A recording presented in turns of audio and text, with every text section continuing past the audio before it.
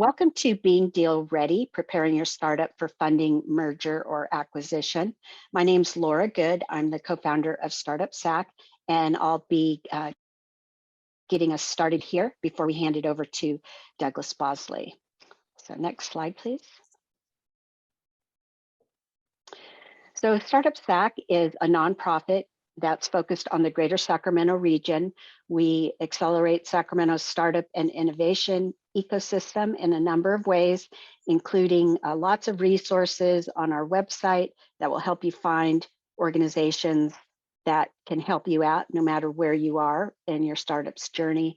We also have events like this one, and we also do a lot of helping people connect to others who can help them out.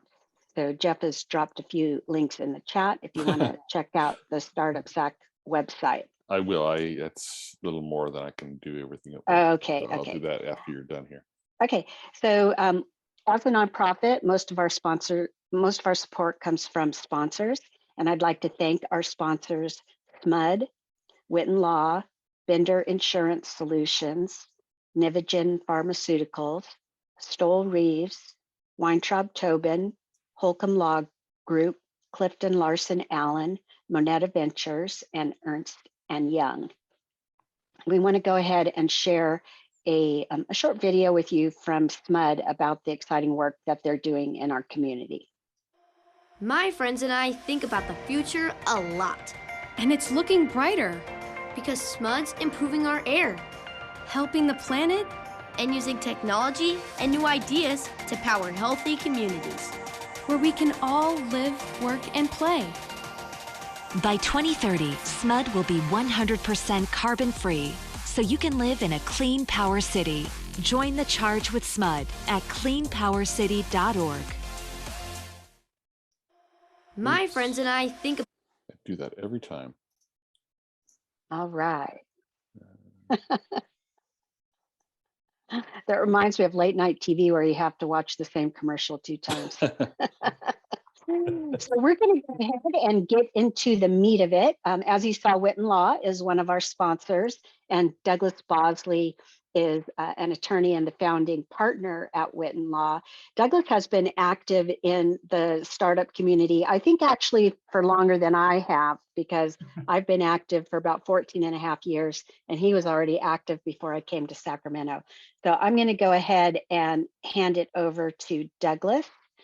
And let's see, so Douglas, you can go ahead and share your screen. And my screen keeps moving. I'm trying to remove my spotlight. There we go. And Douglas, it's all in your hands now.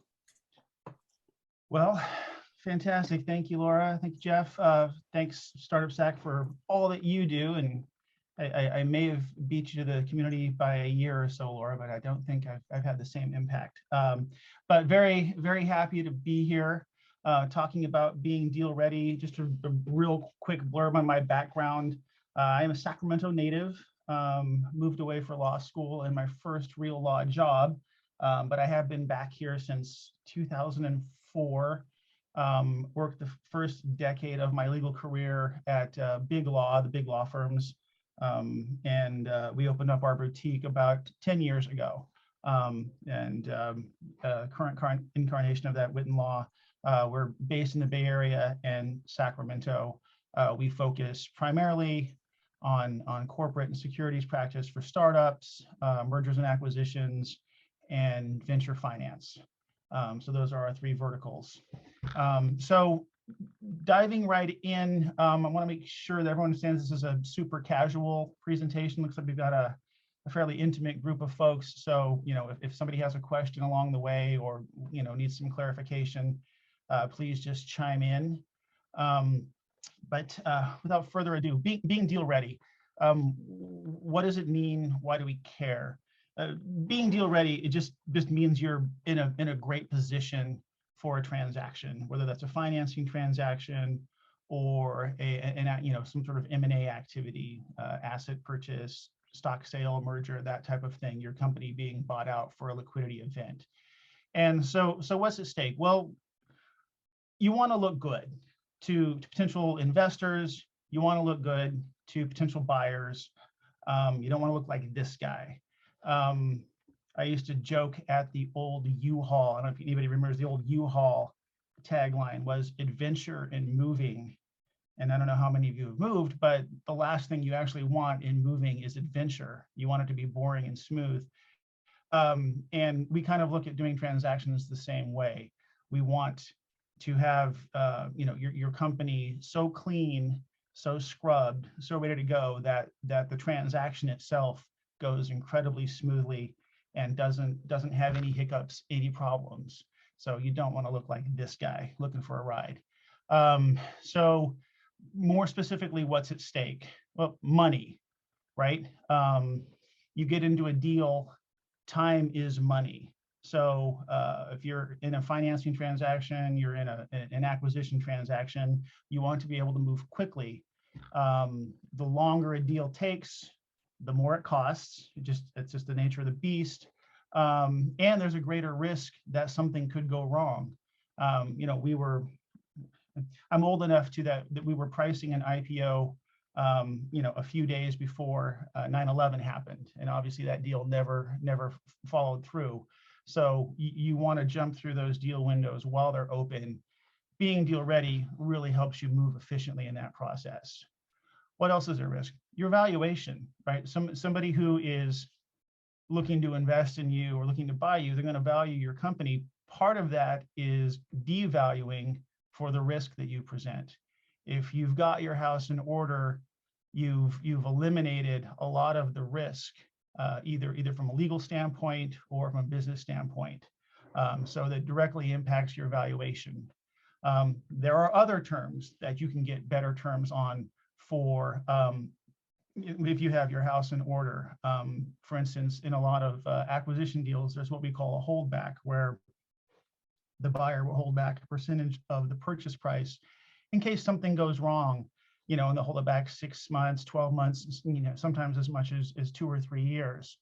If you have a lot of messiness in your company, weird issues that might present liability, that holdback is going to be a lot higher and last for a lot longer. So those types of things, if you have a really clean house, you get a much better deal.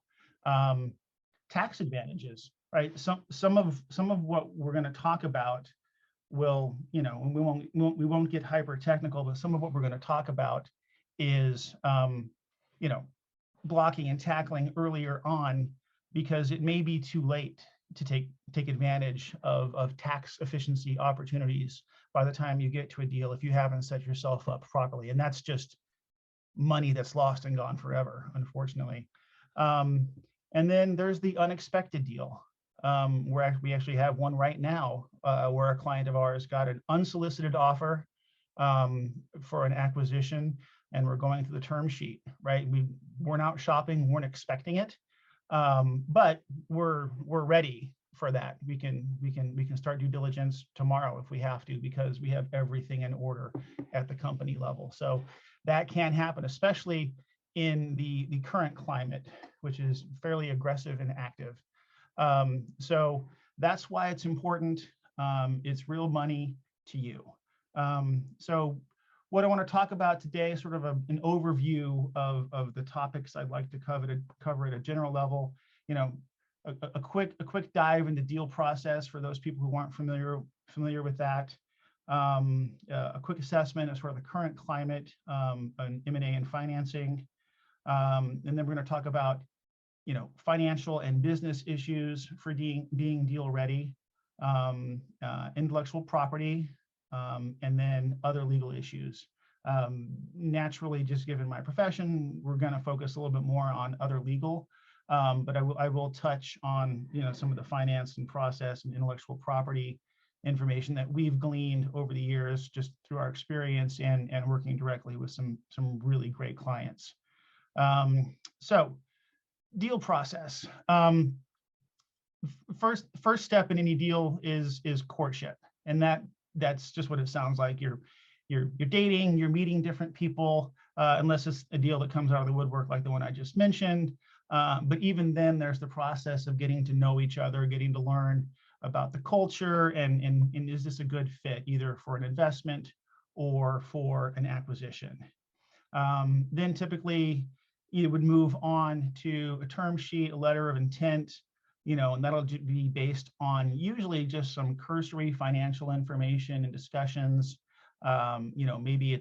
Maybe the suitor or the investor has gone through the pitch deck with you and done a little bit of diligence, and they start writing up a term sheet or a letter of intent. I will say, if you get to this stage, this is when you absolutely need to involve your counsel. Unfortunately, about half the time, people wait until they get the term sheet signed up and then bring that to counsel. And this is actually an inflection point where we can bring a ton of value. Oftentimes, the principals haven't thought through, particularly in M&A activity, they haven't thought through the tax issues. We can add value there, and oftentimes it's a win-win. But once a term sheet's signed, it's very, very tough to move past that. So absolutely bring counsel in. Next stage, you've got a term sheet, and then there's diligence, due diligence, and hopefully not too much cleanup. That cleanup is what we were talking about on the first slide about the timing of a deal. If the investor or the buyer finds some things that need to be fixed, it's fair for them to insist that they be fixed before the deal go ahead. We had one of these 2 years ago where we inherited a client that wasn't ours historically, and parachuted into the deal, and we had 3 months of cleanup work that had to be done. Luckily, the deal went through, nothing happened, but so many things could have happened during those 3 months. Some sort of external event or market shift or a new competitor. There's just so much that can happen. So hopefully you're going to have minimal cleanup when it's time to do your deal. Diligence sort of breaks down into two primary categories. There's business and financial diligence and legal diligence. Business and financial is again just making sure that the business is going to work from their standpoint. You're actually hitting your financial metrics and marks that you are proposing to sell to the investor or the acquirer. Legal, we'll get into the details of that a little bit, but I will say, at a super high level, legal diligence really breaks down to two primary questions. Who owns the company, and then do the right people own the company in the right proportions with the right incentives? And two, does the company own everything that it needs to own in order to conduct its business and doesn't have, crazy liabilities that are out there? Next stage of a deal will be document drafting. And this can happen simultaneous with diligence. That varies from deal to deal. If it appears there are serious diligence issues and cleanup work, sometimes the drafting will be delayed until the parties are convinced there still is a deal to be done. Most business principals really focus on the document drafting side of transactions, and I get that's natural. Oh, you want to look at the stock purchase agreement, you want to look at the merger agreement or the acquisition agreement or whatever it is, and I will tell you, 99% of the deals that we work on, the document is not the gating item. It's the diligence and what we call disclosure schedules. So, you really want to focus on getting your house in order if you want a clean, efficient deal. Next stage is actually signing the deal, whether it's a merger agreement or your investment documents. There are two flavors of this. There's a sign and close, which basically means that you're signing and closing simultaneously. That's almost always the case for venture capital deals. At least with the initial closing for a round, you sign and you close simultaneously. Oftentimes in acquisition activity is what we call a sign then close, where you'll actually sign the agreement and stipulate all the things that have to happen, closing conditions, before you close the deal, and usually put an outside date. Sometimes that can be 60 days or even longer. But the parties want to commemorate the terms of the deal, specify closing conditions, and get one step closer to closing.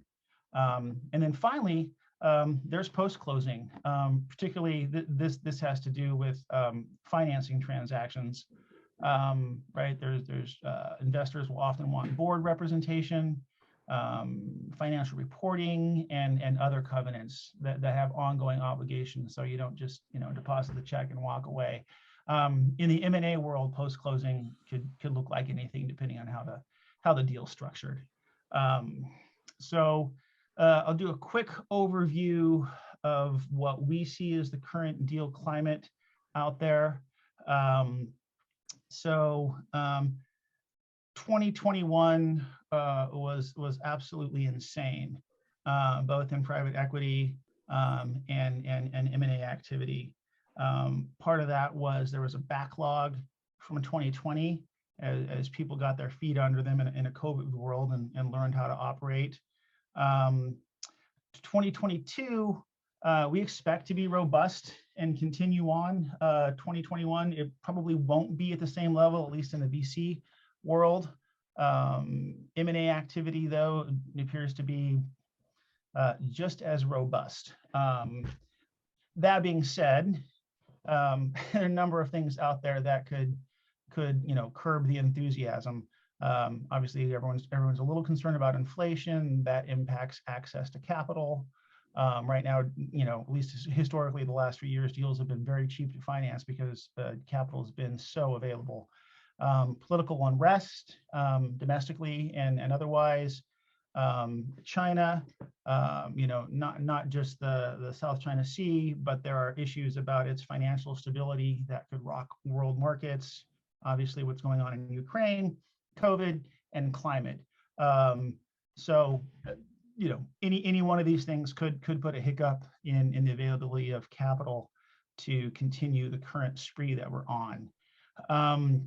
A couple of sectors to point out that are expected to continue very robustly in 2022: fintech, crypto, and cybersecurity, and to a lesser extent, sort of health and wellness are expected to be robust as well.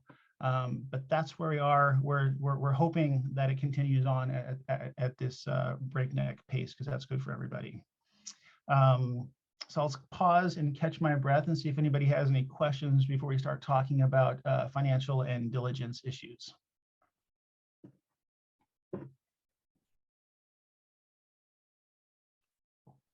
All right, moving ahead.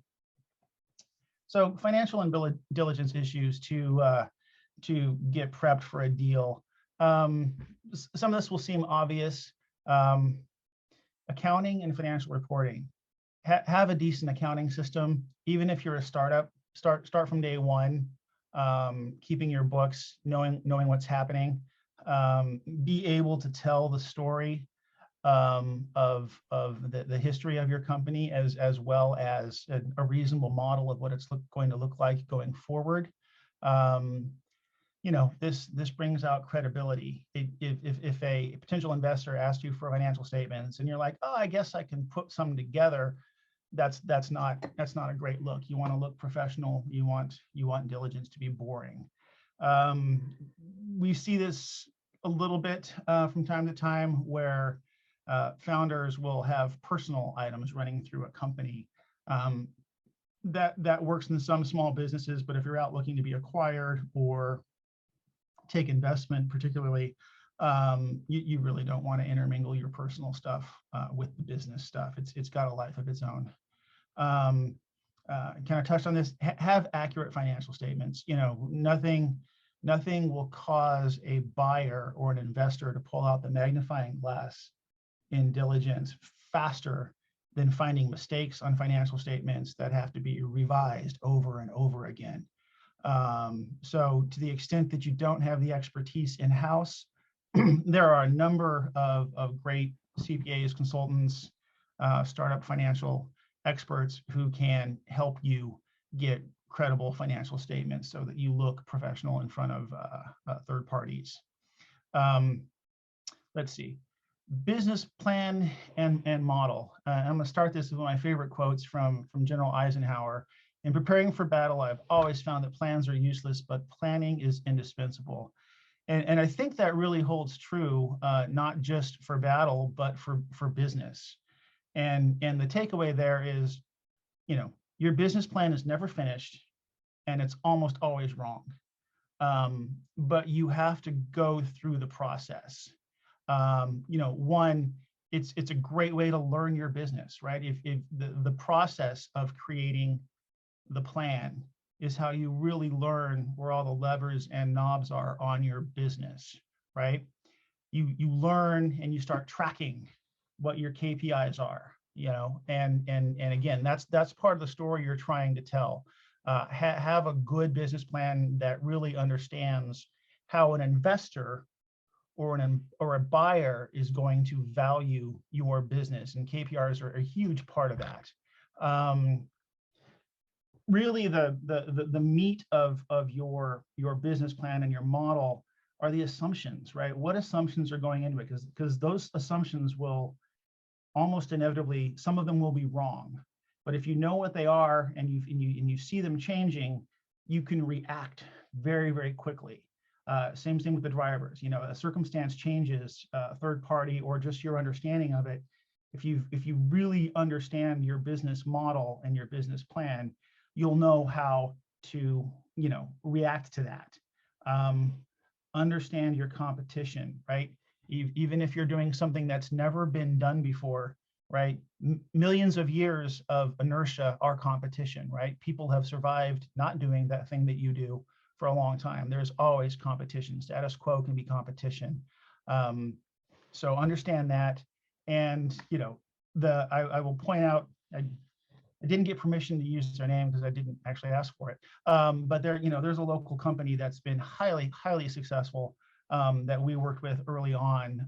Incredibly bright founders who had a serious pivot in their business model a few years ago. And that was only capable because they were so in touch with their business plan, even though they changed their plan entirely. That working knowledge really served them so well. And then finally, particularly when you're talking about investors, but even in the M&A context, understand your cash needs and uses, right? Some people, will come into the office like, hey, we want to do a fundraising. And the first question is always, okay, why? What do you need it for? Right. So if you're out looking for money, or you're asking the question if you should be out looking for money, understand exactly what you would do with the cash, right? What milestones will $1 million get you to? The mantra that we give our clients is take as little and as late as possible. The idea being to minimize the dilution on your cap table. And the way you do that is you understand exactly how you're going to deploy funds, get to that next milestone, your valuation goes up, then you raise money again. You've got more of a success story, a better valuation, better terms for everybody. So that is the financial and business aspect of your plan and model. This is Vikram. I had a couple of quick questions, if I may, or I could wait till the very end. I'll take. No, please launch away. These two slides are terrific. On the earlier slide, can you share your thoughts about how far back should a pre-revenue, we're a pre-revenue medical device company whose financials is on QuickBooks, so we can generate reliable financial statements, and we've got a QuickBook consultant that does an internal audit. Can you speak a little bit about how far back? Is it 3 years of external audited financials? Is it 5 years that the founder should prepare for in order to be deal ready without waiting for the other party, right? Institutional investor or the buyer to ask for it? Yeah, I would say, at a minimum, if you have it, 3 years is great. 3 years is fantastic. If you're on QuickBooks, theoretically, you could go back, as far as you need to have decent financial statements. To the extent that it's important to tell your story, right? Have it at the ready. It's, again, I like to use analogies a lot. We oftentimes have people come in and say, oh, I've put, $3 million into this business, right? And the response is always, okay, you could have painted your house bright pink and that would have cost you a lot of money. That doesn't mean it's valuable to a buyer, right? To the extent that the historic financials going back more than 3 years are important to the story and the value that's been created, then I think that's very useful. Do you have a preference for the big 5 auditors, or are second tier external auditors just as credible in your eyes for a pre-revenue startup? Oh boy, that's a great question. It depends on who you're going to, right? If you're selling to, multinational bajillion-dollar company, they get really, picky about that type of thing. If you're looking for local VC or local investors, oftentimes, it depends. There's a preference for the smaller shops, just simply because you're not wasting so much money, right? And there are a number, we're lucky where we are, frankly, in this region. There are a number of great regional CPA firms, and we've got the national, big 5 if we ever need them. But most cases having one of the very credible regional firms, as long as they're experienced in your industry and understand how deals work, that'll usually be plenty sufficient. It makes sense. I got one last question, and then I'll mute myself. Your deal process slide is very helpful. So you talk about bringing in your corporate counsel on step number 2, right, which is term sheet and LOI. If the company has matured compared to peers for an M&A transaction with a publicly traded company, this is an unfair question, I realize. How much should the founders set aside from their previous round capital raise to go through the process for all the bills that, or the invoices, right? How much do you set aside so you can successfully go through from step 2 to step 6? Because your capital from the previous round has to fund it. And we've heard $500,000, I've heard $1 million. This covers, all of the costs, not just corporate counsel, to draft the, definitive documents, look at the term sheet, and hold your hand through the due diligence and respond to the counterparty. If you could share some insights on that, that'll be terrific. Well, the lawyer answer is very, very easy. Enough. Set aside enough. Yeah, that's a real facts and circumstances test, right? If you're talking about a full patent analysis, due diligence, competitive technology landscape, all of that, that can easily run up into the 6 figures alone, right? By the time you get credible law firms with domain expertise digging into that. So if you're really going after, if it's really going to be public company scrutiny and all of that, there's 2 approaches. One is wait until the deal is on the table, and if it seems credible, right, then people can get paid at closing. Obviously, as a service provider, I'm not a big fan of that, because that imposes incredible risk. The other thing that I would just point out is the leverage factor. If the other side gets the sense that you're about to run out of cash, that puts you in an incredibly vulnerable position from a deal standpoint. You always, especially if you're dealing with, a huge company, there's already a disparity there. You want to make it eminently clear that you can walk away anytime and you'll be just fine, because that's really the only card you've got to play. I'd be happy to, chat through offline, and kind of, understand the particulars. We did a deal that closed in October, a company that had only been around for 2 years, incredibly efficient. They had a dozen contracts with third parties. Everything was virtual, very clean company. So they didn't need to set aside a ton of capital to get through that process, but that was them. We've done acquisitions for as low as $30,000 or $40,000 when it's super clean, but we've also seen them, get into the well into the six figures, especially when we rope in outside patent expertise, tax expertise, and other domain expertise. You get into national security concerns, and I won't get too technical, but the new CFIUS laws and all that stuff, and foreign investors, it can really add up. So, Makes sense.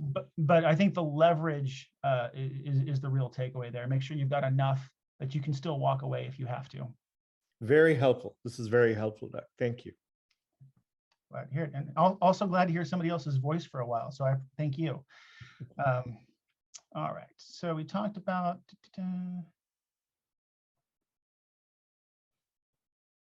okay, processes and data, just what everybody who's founding a startup wants to talk about and think about. It's never too early to document your processes, because when you do catch on and all of a sudden you're growing, and your biggest challenge is hiring people because you're growing so fast, you're going to want these processes in place. You're going to want to have good data security protocols and technologies in place, especially if you're dealing with sensitive customer information. Like I mentioned earlier, fintech is just going gangbusters right now. That will kill your deal if you do not have good process, good data security, privacy protection, and all of that in place. That will kill your deal, because the liability is so huge there. Document it, follow it, insist that people follow it, and if you're in a sensitive area, get advice from domain expertise and counsel that has that domain expertise. It will reward you handsomely to do so. Organization. I love this photo. If this is what your filing system looks like, you need to revise it. I remember early on in my career, an experienced founder who was on his third deal came into our office, and this is how old I am, with about 8 banker's boxes of documents, and they were perfect. And Laura probably knows what I'm even talking about. They were perfect. Everything was organized. Everything was signed. There were no missing pages, no missing exhibits. They were organized. Just anybody could find their way around them perfectly. That makes my life so much easier, and it makes it so much easier for somebody who's investing in you or buying you to understand your business. If your documentation is a mess, oh, we don't have the signature page. Oh, is this the right version of that contract? Oh, that expired 3 years ago. Again, the guys on the other side of the table, they're going to whip out the magnifying glasses, because now they're not sure how you're running your business. It also just helps you day to day to be more efficient, right? So these are things that are great in the context of a deal, but they're also just great for running a business, even if you keep it for the next 10 years.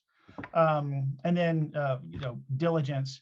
Obviously, if a surprise deal comes and it's something you're interested in, you don't want to tell that suitor, hey, can you wait 4 weeks while we figure out where all of our contracts are?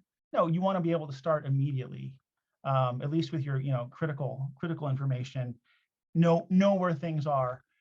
Set yourself up early, because again, once you hit that point where all of a sudden you're growing incredibly rapidly, you won't have time to set that up then, and you can easily trip over your own mess. So seems like a fairly boring point, but in critical one. As far as the earlier startups who are thinking they're going to go out and raise money, probably one of the most critical things you can do is engage customers, engage them directly. Don't get into your own echo chamber with your other founders about how great your product is, right? And don't convince yourself it's just not ready for public consumption yet. Talk to your customers early on as often as possible, get that feedback loop going. And ideally, even if it's just, something small, have somebody open a wallet and pay you for it. Nothing will get you credibility with investors more than somebody's actually paying you for what you're doing. Even if you think, oh, we're burning cash at $20K a month, what does it matter that we have a $1,000 a month contract? It matters. It's huge. It proves that somebody wants what you're doing and you know how to engage them and monetize what you're doing. I would say also always be pitch ready. And this is probably something you've heard 1,000 times before, but have your elevator pitch ready. Meet somebody at a cocktail party, right? You've got 5 to 10 seconds to tell them what you do. If you can't tell them what you do in 5 to 10 seconds, you probably don't know what you do. Have an executive summary ready, 1 or 2 pages, and then have your deck ready, pretty much at all times. And that goes, that goes hand in hand with your business plan and your model. Those flow directly out of that. And the process of refining that and ideally testing it on people, right? It's something we do for our clients. We invite them in and say, come give us the pitch. Let's hear it. And we try to be as obnoxious and brutal as possible because that's going to make them better at it. Ask the hard questions, come up with the answers. The last place you want to be is in front of somebody that you really want to get a deal done with, and they ask you a question that you haven't thought about already and you don't have the answer. Try to have those answers, get in front of friendlies, practice. One thing I will throw in here, and I wasn't sure where to really throw it in, but I threw it in here. Non-disclosure agreements with venture capital firms. Don't ask for a non-disclosure agreement from an investor or a venture capital firm. They simply can't do it, and it'll make you look a little amateurish in most cases. I heard, first of all, from the VC community standpoint, they see so many deals, and if you've got a great idea that you're working on, odds are there's a half dozen teams across the country who are working on that same idea, right? If it's a really good one. So they can't take the risk that they end up investing in somebody else and it looks like they're using your information even though they're not. So venture capital firms will rarely ever consider an NDA, and it's usually a pretty good way to find the door. And I heard somebody put it actually more bluntly than that, which is basically saying, if you have something super technical that is really novel and you don't want to show anybody, then go get it patented and protect yourself that way. Otherwise, you're basically telling the investment community that you're worried about your ability to execute, and you think somebody else might execute on your idea better than you if you let the idea out. And execution is everything. We have a running joke about, the most expensive real estate is 6 feet underground because that's where all the $1 million ideas are. Ideas are great. Execution is everything. So if you want to tell investors that you're worried about your ability to execute, insist that they sign an NDA. If you don't have this book, highly recommend it. There are lots of others out there, but Guy Kawasaki's book, I forget which chapter it is. He has a whole chapter on pitching and presentations. It's the best that I've ever seen.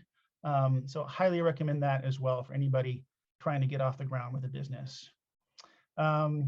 Next thing, your team and your advisors.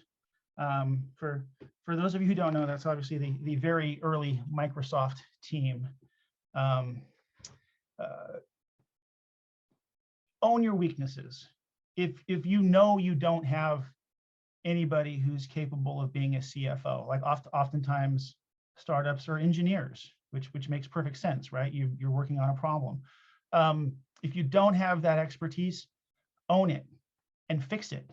Fix it by maybe temporarily hiring a CPA to come in and manage this stuff for you. There are experts in startups. If you don't have marketing and sales, recognize it, own it, try to find the right people. And that can be as simple as telling an investor, yeah, I managed to get the first sale on my own, but I'm really not an expert in this. When we get the financing, that's the first thing that we're going to address is that hole in our management. And we've already got 4 candidates that we're talking to, right? That type of thing. So be proactive on that. The team versus the idea, right? It's an old adage that investors really invest in teams, not ideas. Does that mean everybody has to be, super experienced? No. Two of the most recent, hyper success stories from our region, brand new founders, never done it before, but they were incredibly smart about the way that they did it.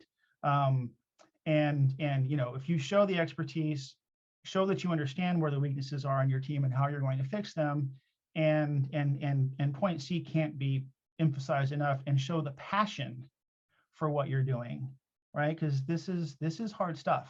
These are 80-hour weeks, week after week after week. This is really difficult and tons of bumps in the road, and that passion's gonna carry you through. Put your team together smartly. And this is I usually reverse these slides in the presentation, but I'm gonna go with a different approach and see if anybody recognizes the guy in the turtle costume. I'm gonna assume that that's a no. So, but if I were to say, employee number 4 at the world's leading, most enduring music brand ever, some of you might guess who I'm talking about. That's Ringo Starr from the Beatles. Obviously the Beatles, everyone knows the Beatles, hyper successful. This is what Ringo was doing in 1985. A really bad version of Alice in Wonderland made for TV as the mock turtle. And I bring that out just to say, particularly where we live, so close to Silicon Valley, there are a lot of people who used to work at Google, used to work at Facebook, used to work wherever, right? Used to work at Tesla, used to work this. You need to find out more. What did they do there, right? If they were just stocking the vending machines, that's not really going to help you. Not to say that Ringo was just stocking the vending machines, but it's easy to be wooed by somebody who comes from a brand name, but you really need to know what they did there. And there are a lot of people who are no longer at those name brand companies who think that name will open a lot of doors for them, and they'll be able to latch onto something else. But if they can't help you, they really can't help you. So that's just my word of caution there. We just see that so often. All right, moving on, choosing professionals. And primarily we're talking about financial professionals and law firms. And I'm really going to pick on lawyers mostly for obvious reasons. And I think this sign sort of captures the essence of the issue here, right? I don't know if you guys can read that, but it basically says, caution, the sign has sharp edges, don't touch the sign. And then in small print in the bottom, it says, also the bridge is out ahead. Having the wrong lawyer is like this. They're gonna focus on a bunch of things that really don't matter, and they're gonna miss the important stuff. So again, we're lucky in this region.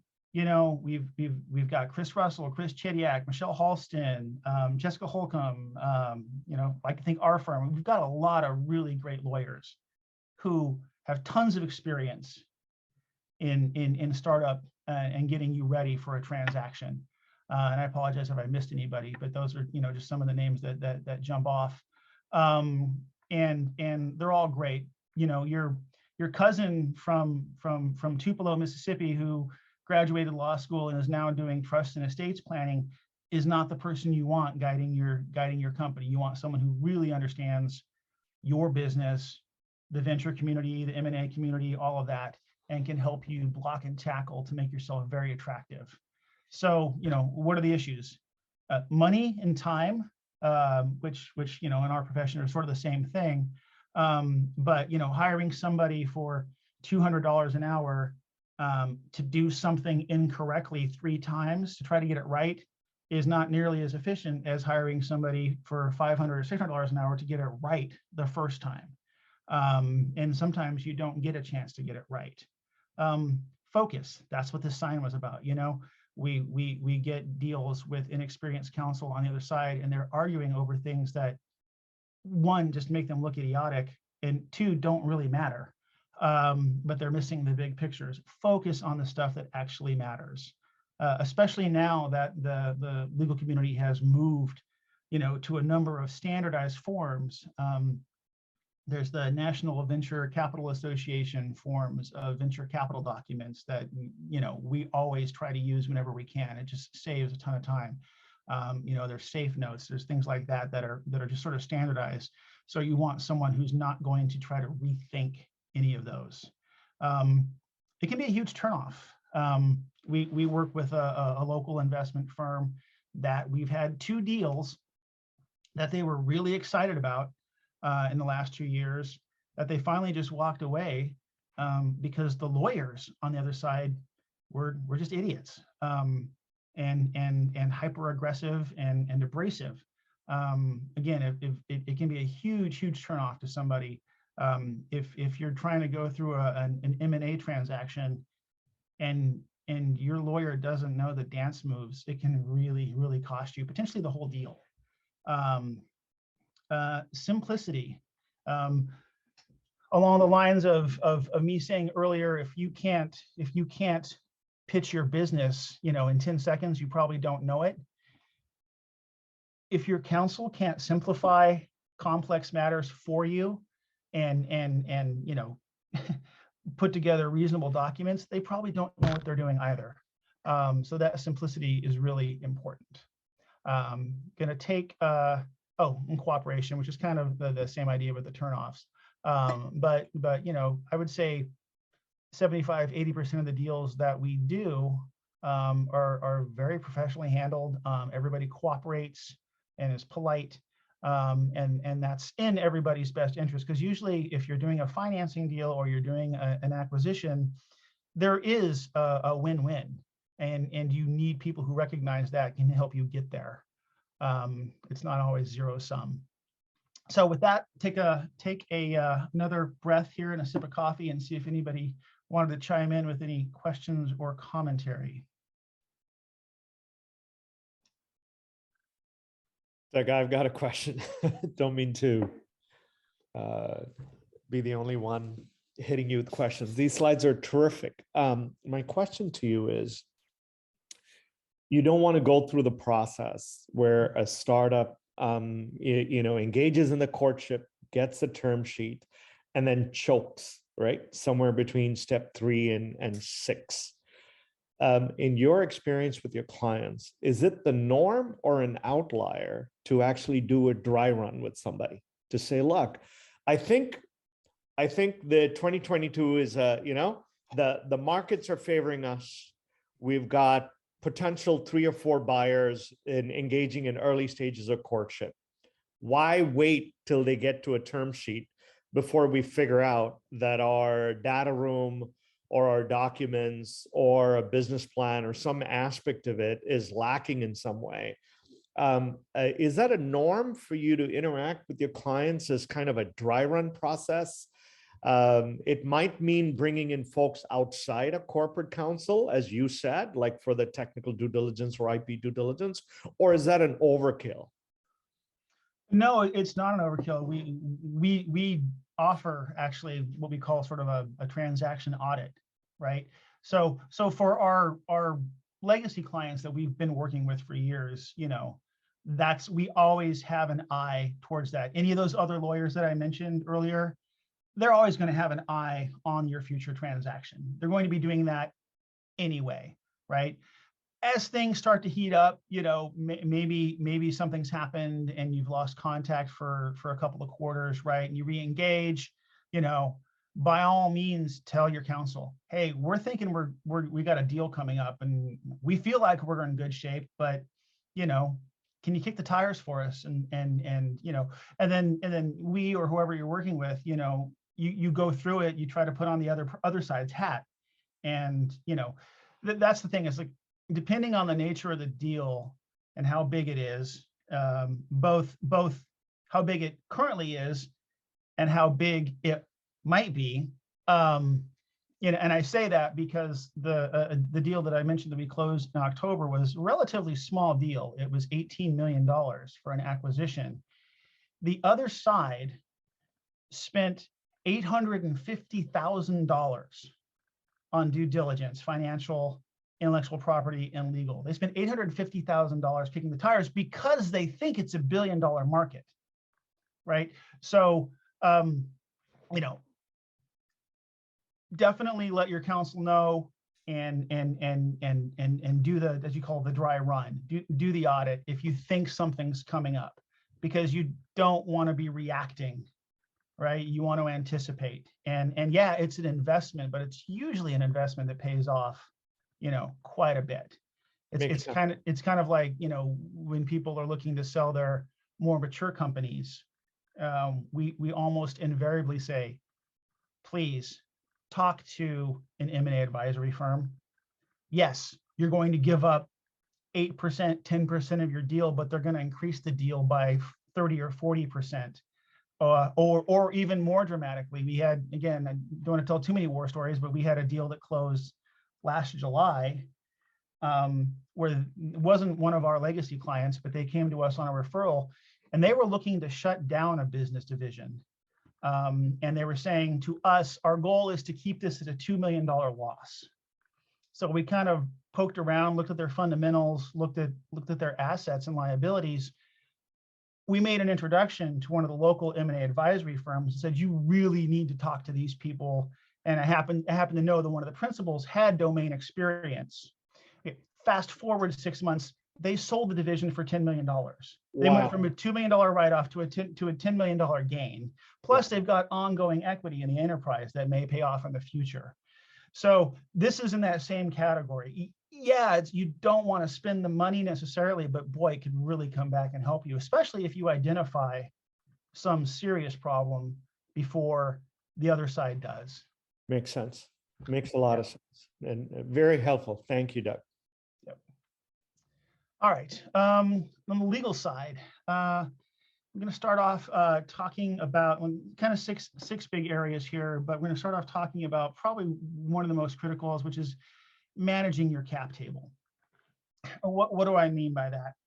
Well, one, always know who's on your cap table. Always know that, right? If you have to look it up, you're not actually running your business the right way. Primarily, it's a question of motivation just for your ongoing business, right? Again, you're asking people, founders, employees, even contractors to, row the same direction with you. Oftentimes it's, at 3 a.m. on a Sunday morning that they have to do something, right? So you want to reward the people who really put in the extra effort, and be able to frankly penalize or get people off the cap table who are not putting in the same level of effort. So primarily we're talking about founder shares investing, as well as stock options and warrants. So we'll kind of get into all that in a little more detail. But those are really the critical points for managing your cap table early on. To the extent you bring in outside money, if you can, try to bring in smart money. What does that mean? It means it's great that you got $50,000 from Aunt Sally in Iowa, but she's probably not going to help you. And maybe she will. I don't know your Aunt Sally. She might be brilliant, but the odds are she's not going to be able to help you with what you're doing. To the extent you've got money coming in from a local angel who's got connections to the VC community, or understands your space, or at least has passion for your space, that can be super helpful. Someone who can make either introductions to sales opportunities, or financing opportunities in the region or in your domain, will be super helpful to you. And that, they depending on how much money they put in, they may want to be on your board. That can be an incredible asset. Or if they're, perhaps they're a technologist in your space, and maybe they don't really belong on your board of directors, but you can put them on your advisory board, which I know you guys have done a whole series on working with advisors, so I won't go into that too much. But try to get smart money if you can. Avoid creative ideas. We use the euphemism of you don't want to be educating the market in your superior solution that nobody else is doing. There's a reason that option plans and warrants and founder shares investing, all that is set up the way that it's set up. And a lot of people smarter than me have come before, and it complies with tax rules and all of the other business concerns you want to address. So don't think you've got a new solution when it comes to your cap table that's going to outsmart everybody else. It's just something you're going to have to explain in due diligence, and if you're lucky, you won't have to fix some massive tax headache. And this is just a little tidbit. If you're talking to people early on about offering them part of the company, talk to them in numbers and not percentages. Because if you tell someone, hey, I'm gonna give you 5% of the company, well, does that mean 5% now, or does that mean 5% forever, even after we go public, right? Big difference there. So talk about share numbers. You can express it as a percentage of today's cap table, but not going forward. That's a real thorny one we've seen a few times. So real quick on founders equity. When a bunch of founders come into the office, usually it's very collegial. Everybody's happy. We hear a lot, hey, we're all friends. We don't need the legal mumbo jumbo. We're all equal. We don't worry about it. It's going to be fine. And to which we always say the exact same thing, which is, if you want to remain friends, you're going to do the legal mumbo jumbo. And we're going to do this the correct way. And you're going to have the hard conversations now rather than later in the middle of a dispute. So equal allocations of founders' equity rarely make sense, because usually the contributions to the company are not equal. Does somebody have the domain expertise or the connections or other opportunities that make them more valuable, or frankly, they're just the one who's most passionate about it, and maybe the other folks are keeping their day job, right, and not really contributing. So you want to think through all of that. You usually want to handle cash separately than the contributions that founders makes, which are usually just in the form of assets, and those assets being know-how, expertise, a business plan, that type of thing. You absolutely want to have vesting of your founders' shares, which basically means if somebody leaves after 6 months or a year, and maybe two other founders are continuing on with the business, they can buy back the ownership from the departing founder, or at least a big chunk of it, right? Because now that person is really not contributing. Why should they be part, an equal owner or maintain their ownership interest in the company? So make sure that your founders' equity makes sense. The worst case that I'd ever seen was early on when I was a lawyer. Again, wasn't our client, but kind of the firm was engaged to lead them through their Series A round. The founders, there were 4 of them, hadn't really documented anything. That all shook hands on it. And a lot of people don't realize that if you don't document this stuff otherwise, and you guys all agree to work for a purpose to make money, you are under law a partnership, and you are all presumed to be equal partners. You don't have to have a partnership agreement. You don't have to file anything. If you get together with somebody with the idea of making a profit, you are a partnership. Well, lo and behold, one of the partners was going through a divorce and a personal bankruptcy and wanted to move from the Northwest to Utah, and basically held the financing hostage as an equal partner until they were able to basically extort, I think it was like $200,000 to get bought out, even though they hadn't been working really in the enterprise for quite a while.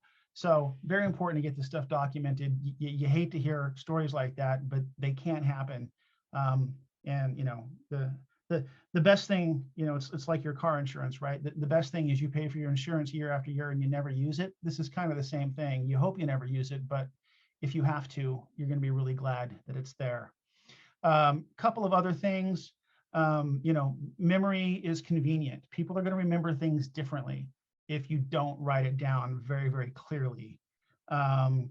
You want to avoid conflict in the future. You've got documents that you can fall back on. You don't have to argue about it. You just have documents that are done the correct way.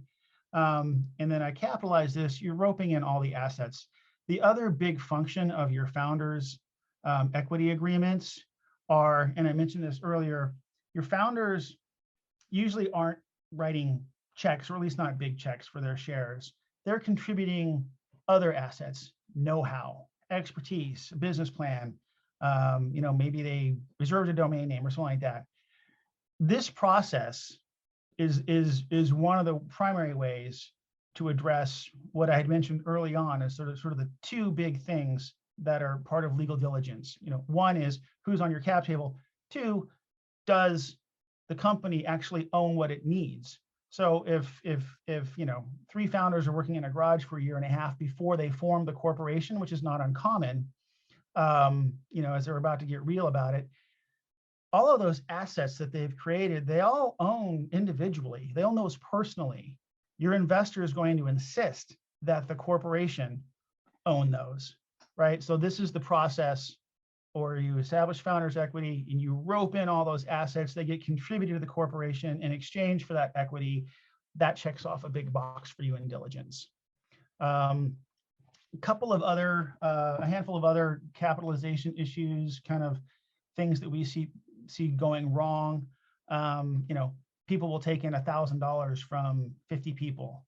Well, that's a nightmare, right? Because usually what we call non-accredited investors, which you try to avoid if you can at all on your cap table, because it makes it very cumbersome moving forward.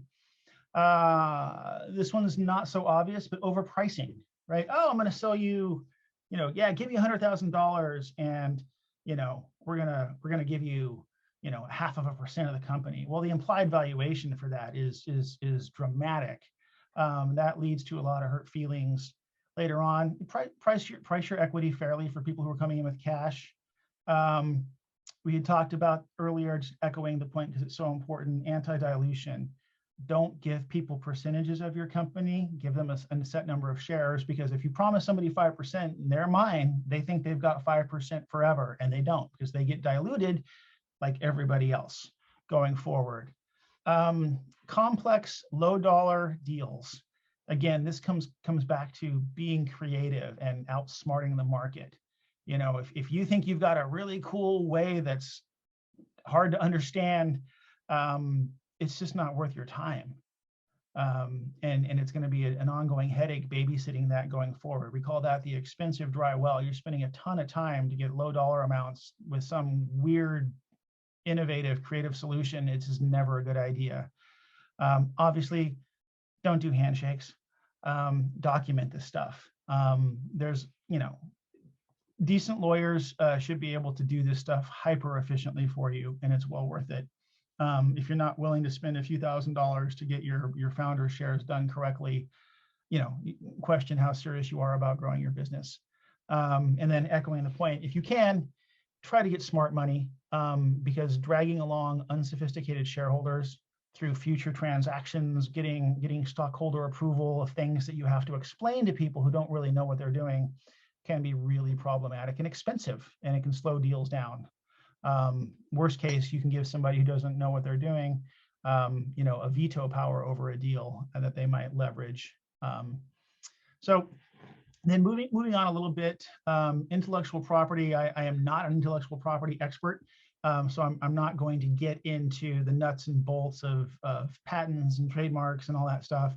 I'll tell you from a corporate lawyer standpoint, the things that are the highlights for us that we're looking at protecting for a company going forward. And it's really addressing that second point that I mentioned early on, or the big 2 points, is making sure the company owns what it needs to own to operate its business. So we went into some depth about founders, the founders purchase agreements, and there's a separate document that's the inventions assignment agreement, which basically everybody who's working on the technology should sign one saying, everything I do in this domain going forward, I acknowledge that the company owns it and I don't maintain any personal interest in it. That's going to be critical to your investors and your buyers going forward. For your employees, same thing, inventions assignment agreements, right? That should be a standard part of the process of onboarding employees. Depending on the nature of your business, you may just get that for your technical employees. Preferable to get it from everybody.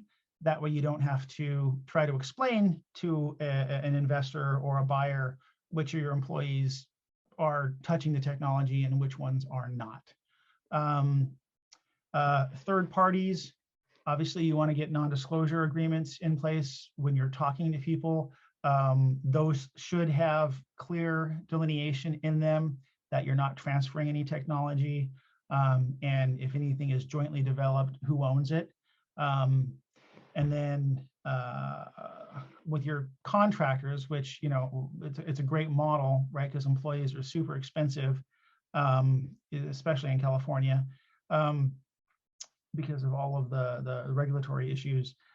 If you're working with contractors, make sure that your contract has been reviewed by a competent attorney and has the right work for hire language in it, meaning that anything that contractor does for you is 100% owned by the company. Otherwise, a contractor can say, well, yeah, you own it, but I own it too, and I'm going to go sell it to your competitor, right?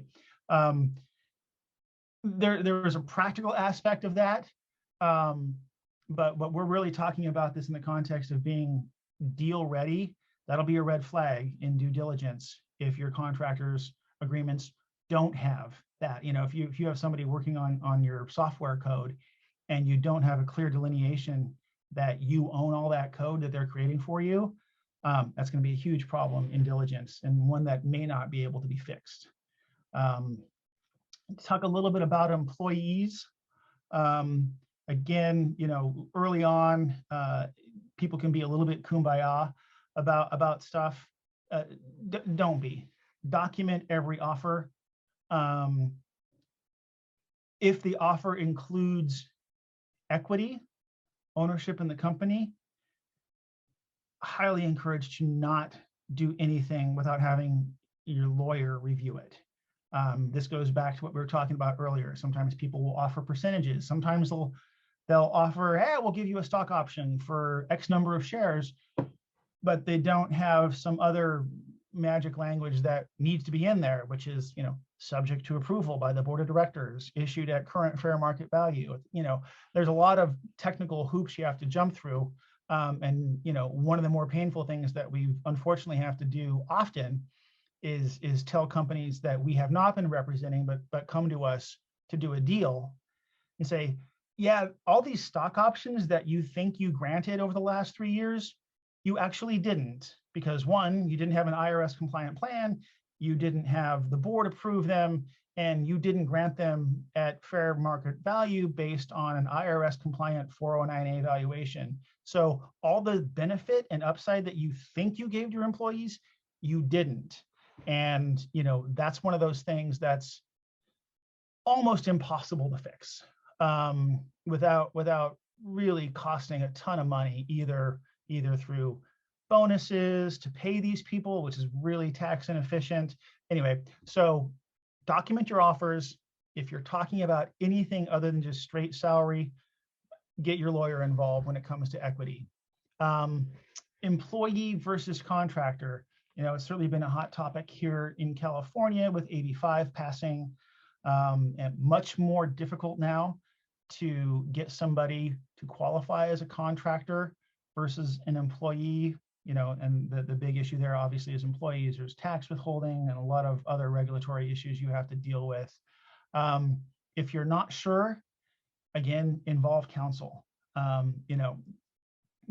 We have some self-serving language that we put in our contracts. It's not ironclad. This area is rapidly developing, but at least try to check the boxes. Try to show in good faith that you're trying to check the boxes on qualifying somebody as a contractor versus an employee.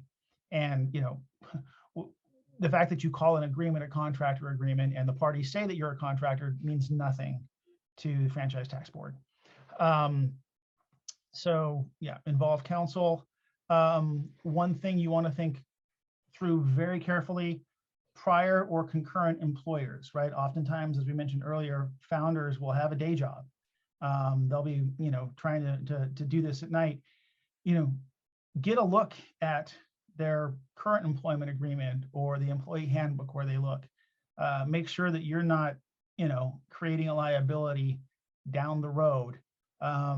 If you've got somebody who's coming off of a successful exit and is now looking for their next thing and they want to be part of your team, make sure you look at their prior agreements, whether that's their prior employment agreement or if they had a nice exit.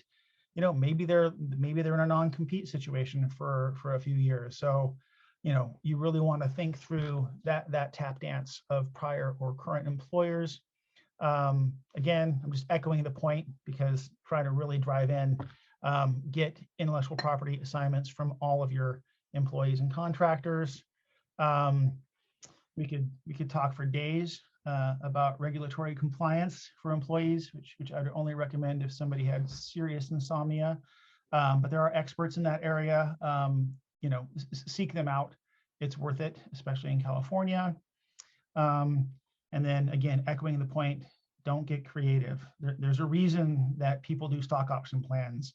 Yes, it'll cost you a few $1,000s to get a stock option plan put together. It'll cost you another $3,000 or $4,000 to get a 409A valuation. But you could end up saving yourself literally hundreds of thousands of dollars, maybe even millions down the road. We worked on a deal several years ago where the equity was promised on a handshake. The company ended up selling for 400 something million. But they also spent over $300,000 just in legal fees to come up with some crazy solution to give people equity that were promised it earlier on in the company, and they did so with a handshake. And that's just what they paid the lawyers. What they probably paid in tax inefficiency was 3 or 4 times that. So just go by the book to the extent that you can. Finally, as we sort of wind down towards the end here, just a couple of comments on doing it yourself. Hopefully I've pounded home a little bit, if you can, get the right expertise, particularly in these critical areas. And again, we're lucky we're in a region where access to great talent is still relatively affordable. Everybody's busy right now, but I think there's still good accessibility. It's just very important to try not to navigate these things yourself if you can. I get it. Sometimes the business reality is there's just not a budget for that. But try to educate yourself as much as possible, cultivate relationships, and to the extent you can, get it done the right way. And then just sort of echo some of the other point, fixing things later. I don't know if you guys can see the photos well enough, but it can look ugly. It can be duct tape and baling wire. It can be very, very expensive. I got the little Tom Cruise Mission Impossible thing. It may require some highly, highly technical maneuvering to get it done. With equity in particular, granting stock options and other things, tax advantages. They just may be lost and gone forever. I know some very liberal people who are all for taxes, but I don't see any of them like writing extra checks to the IRS because they think they're getting such a good deal. So nobody wants to pay taxes above what is absolutely necessary, especially when it's just so easy to do a few things earlier on to avoid it. So that's it. I will grab another sip of coffee and let someone else talk. Hopefully we've got some questions. Yeah, so if you've got a question for Douglas, feel free to unmute yourself and ask it. Let's see. We got a lot of quiet folks. Douglas, you must have wowed them. I see all the cameras are off. Hopefully they're not asleep, right? Yeah, you hope so. Well, no, there's been a few comments in the chat, so really a lot to absorb. I thought this was great. If you have a question but you don't want to ask it, you can type it in the chat, and we can get to that as well. Okay. Mr. Douglas, I would like to ask you about one thing. You give me a word. For example, if you don't have the expertise to create like an MVP for your startup, and like what do you have to do? Like, and if you don't have enough money to do this, I mean, like, do you have to, how to say, like spend some time to attract the angel investment for that, or just drop it off, like the idea to do it? I'm So sorry, is- I was having a really hard time hearing the question there. Almost, was your question if you have to have a minimum viable product before you can get investment? Yeah. Almost always, yes. If you're a rock star with a track record of executing, yes, sometimes people will just bank on you. If you're going out there for the first time, it'd be great to have some either an actual product or a mock-up of a product that somebody has already paid you for, but some evidence that you're just beyond, I have a great idea stage. Okay, do we have, let's see. Okay, so Val says her mic's not working. She's not close to this point yet, but oops, sorry, I just got another message covering that one up. Oh, so she says, basically, thank you for the information. It's good for them getting their ducks in a row. So very cool. And Douglas and Laura, just a quick data point.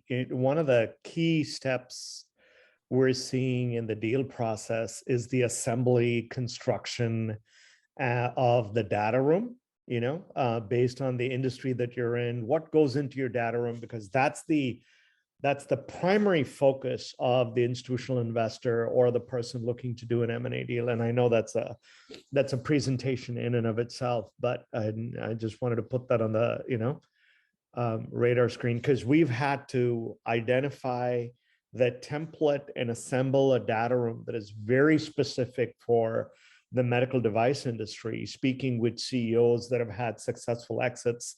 And that knowledge, I mean, a lot of it is common, your founding documents, your NDA, but the specifics to the industry was a lot of heavy duty lifting and phone calls to assemble that. So I just want to put that out there. Don't take your data room assembly for your specific industry lightly, because that's going to be the crux of what the counterparty focuses on to assess and evaluate, your business.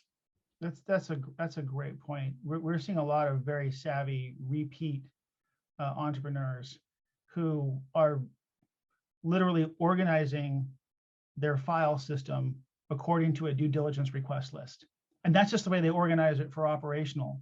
And to your point, that may look a little bit different for certain aspects for certain sectors. So yeah, to the extent you can get a hold of a due diligence request list right? And kind of think through, oh, okay, this is actually a great way to organize things. You'll certainly have a leg up. Great comment. Great point, Vikram. And at a later date, StartupSac is looking at doing an advanced workshop that is specifically on due diligence requirements. Yeah. Perfect. Yeah. All right. Do we have any other questions for Douglas before we wrap it up here? Or Douglas, any last words of enlightenment you'd like to share? You're all superheroes. You're out there starting businesses. Good on you. That's fantastic. That's not exaggerating when I say it's what makes my life fun and makes the country great. So Godspeed. Yeah. Thanks, Douglas.